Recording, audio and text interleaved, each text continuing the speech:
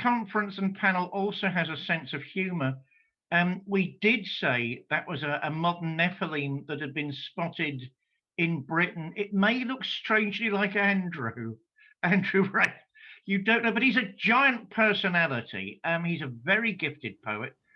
By profession, he's actually a very highly qualified architect.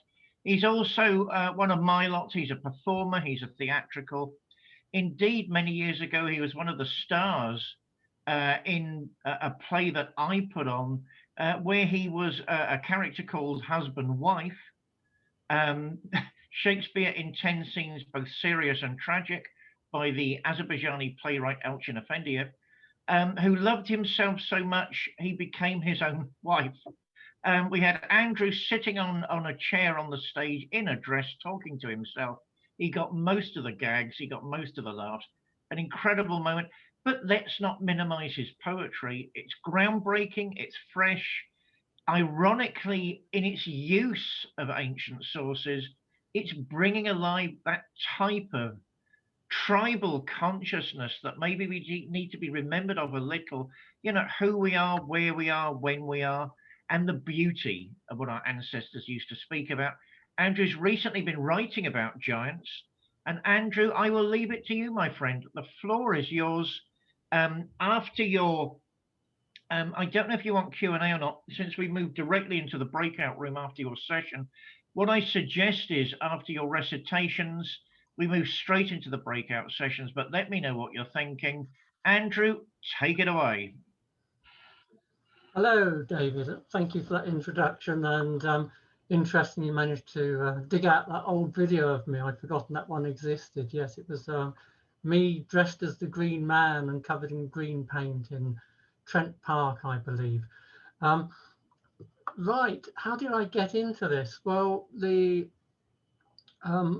I started writing poetry and I needed subject matter to write poetry. And as it turned out, Saint Bede presented himself to me, of all things, on the internet in my searching around for subject matter. And he wrote a 2-page document, I believe it's called Temporum Angorum, on the passage of time, where he describes the Anglo-Saxon months of the year in just tiny outline, and that whet my appetite. And so I then had to start researching Anglo-Saxon England to try and get an impression of what people were doing at different times of the year, how people's lives unfolded, what made them tick, what made them happy, how they celebrated, what gave their life some joy, and then turning some of this into poetry.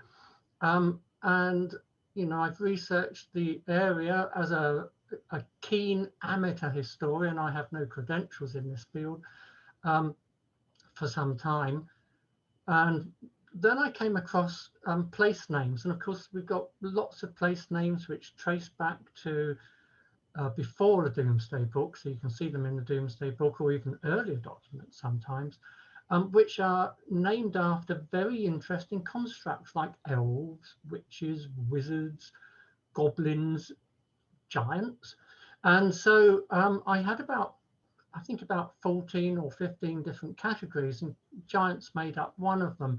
So we're going to focus mainly on the writings about giants today. So I'll start you off with the poem. I mean, let me be brutally honest here. The only reason I was ever interested in Anglo-Saxon England was because I wanted source material for writing poetry. So my looking into giants was purely to find interesting places named after giants. So this poem's called Here Be Giants. Once many giants lay down in our land, and 10 or so did against time withstand. The valley, cave hole, and 4 doth endure. 2 ravines, 2 lakes are also secure. But mounds, the thicket, the hill and the glade, all 3 giant pools their memories fade. 7 giant pits long time has betrayed, those secret places are now all mislaid. Legends of giants, the troll, thurs and ent, What was their purpose? What was their intent? Oddly disturbing, those monstrous white silent sentinels secured sacred sites. Thursford in Norfolk, great snoring lord, in Doomsday Village, he wielded his sword. Largest Yuletide show in all of our land, this small village has a huge helping hand. Oxfordshire Thursmore, hamlet of Doomsday, destroyed by Black Death, was doomed to decay. Merely Giant's Lake through time did remain, a massive worm bed, rebuilt it again. Yorkshire Troller's Gill, the Troll's Ravine, beastly hound bar quest, black sinister scene, chilling excursion, beware falling stones, hell hole, shiver quiver, spine tingle, alone. So that's the poem which came out of my investigations, and I've of course kept a lot of my notes from those times. So if you go back to Anglo-Saxon, we find numerous names for giants. So Ent, as picked up by Tolkien in The Lords of the Rings, Eoten, Gigans, Troll, and Thurs. Now, I'm going to focus on Thurs, but I'm also going to mention Troll a little. Now, I think we'll start with Troll, in fact, because it, strangely enough, although, of course, there's many references in Norse to trolls, and presumably in Icelandic, we've only got one good mention in Britain in terms of place name, and that's Troller's Gill. It's in the East Staincliffe wapentake of West Yorkshire, and it means the Troller's Arse Ravine. The name refers to a large bank in a ravine. It's a large limestone gorge which is close to the village of Appletreewick in the Yorkshire Dales. And legend has it that it was home to the monstrous black dog Barquest, which, as we know, was probably used as inspiration by Arthur Conan Doyle in The Hound of the Baskervilles. And local people regard this gorge with some trepidation, and it's said to be quite scary. Rocks do sometimes fall, apparently of their own accord. And I found a quote from one local, which was, "An excursion can be a chilling and oddly disturbing experience. Troller's Gill is not a place to be visited alone." And now I'd like to move it on to Thurs, which is the main area which I was able to investigate, because there's just so many references to places in the landscape named after Thurs. These places fall into various categories. So ravine, fen or marsh, ford, lake, valley, and hole. So what we're seeing is that places within the landscape tend to be named after giants often. And what I didn't find was a name of a giant with, or a word for giant, with the word ton or town or something like that at the end to indicate a settlement. So it seems settlements took their names, if at all, from these places in the landscape which were named after giants, rather than villages being themselves named after giants. So it's very much connected with the landscape. So let's start with Thursford. Now Thursford's in Norfolk, and Thursford in the Doomsday Book we find was called Thurafudha, which means the giant's ford, and it's listed as having 36 households, 6.5 plough teams, and its lord was called Great Snoring. What a wonderful name. currently a small village. It's got a church, which dates from about 1200. It was restored in 1862. The church is about 700 meters away from the main part of the village. The population about 10 years ago was only 224 people. Now, the interesting thing about Thursford, although it's a teeny weeny little village, it puts on the largest Christmas show in the whole of England, and people flock from miles around for this Christmas show. So look it up on the internet, Thursford Christmas Show. And another interesting place, we've got Thurs Moor, which means a giant lake.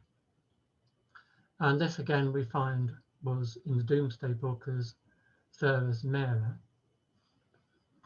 And it was listed as having one plough team.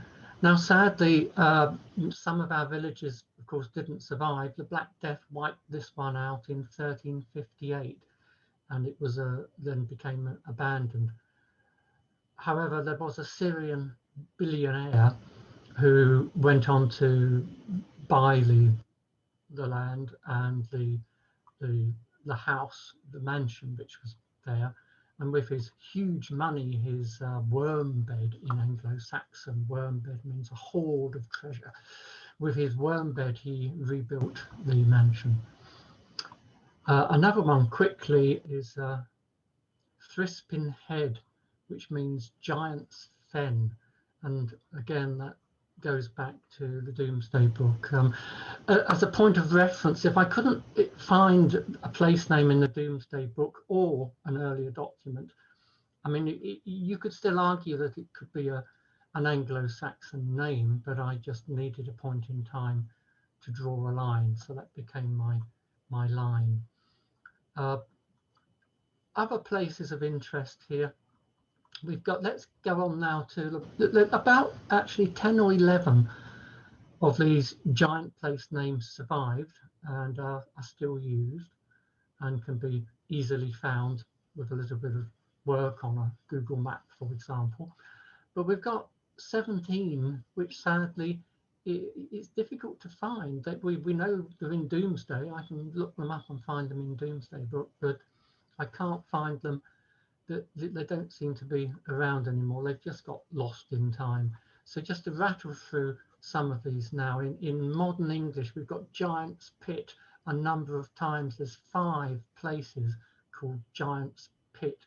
And in the Domesday Book, these were Thurs Pit, Thris Pit, Thurus Pittus, Thurs Put, Thurs Pittis,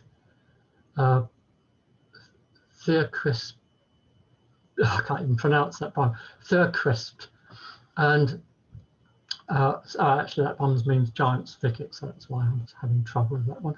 And then there's others. So we've got the Giant's Road, for example, and the Giant's Marsh, Thurus Mera, Thurs Gill, that's in Cumbria, and so on. So there's a number of them here. Giant's Pool, Thurus Pol, Thurus Polla, in both of those in Nottingham. And we find the last references for these are many hundreds of years ago, sadly. The place names went out of use, and so it's difficult to find them now. But it's not just giants that I'm interested in Anglo-Saxon times. There's all kinds of other interesting constructs.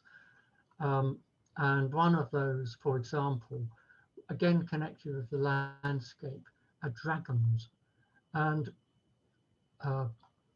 so there's a number of words which can sometimes relate to dragons, and an interesting one is worm, W-Y-R-M, and that comes from the Old Norse. So when you find a place name with worm in it, if you can trace it back to the Domesday Book, then you know the place is named after a dragon. And another one is drake. So drake, again, from drake, you think of a fire drake, a large fire-breathing dragon that would fly around in the sky and scare people. Now, let's get to dragon mythology a little. When you buried your king or chieftain, and you buried him in a large mound, a barrow, you included lots and lots of his treasures with him.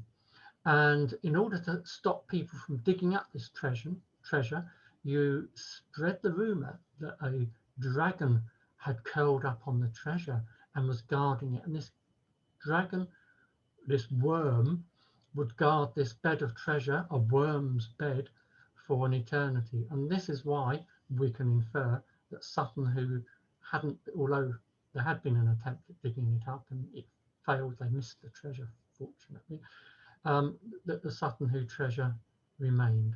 And with this reference to dragons in the landscape, who were of course giants in their own right, I will hand over to David.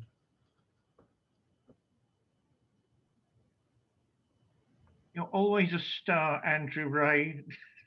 By the way, if anyone wants to look at my Andrew gets absolutely sick of me saying this. I'm sorry, Andrew.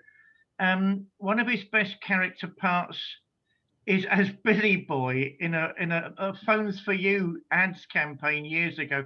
I'm sorry, I just think it's wonderful. You know, my view of Andrew, I've known for years now, is as a quiet intellectual and poet, but this character is extraordinary. He's a multi-talented man, and it's a great pleasure to have him as part of this team. Now, we're not going to Q&A because, of course, we're coming up to our breakout rooms. Why not make some friends and actually talk together? Oh, my heavens. Let's break all of the rules of recent lockdown periods. And hey, it's virtual. No one can say a thing. I'm told you can enable your videos and you can enable your sounds to actually speak to each other. I'm using this opportunity to rush to the little boy's room, so you'll forgive me for not actually participating at the moment. I hope to be able to get a second chance during our second intermission. This will actually go from now till 1:45. I think the plan is to get people on tables. Oh, this tech malarkey, I don't know.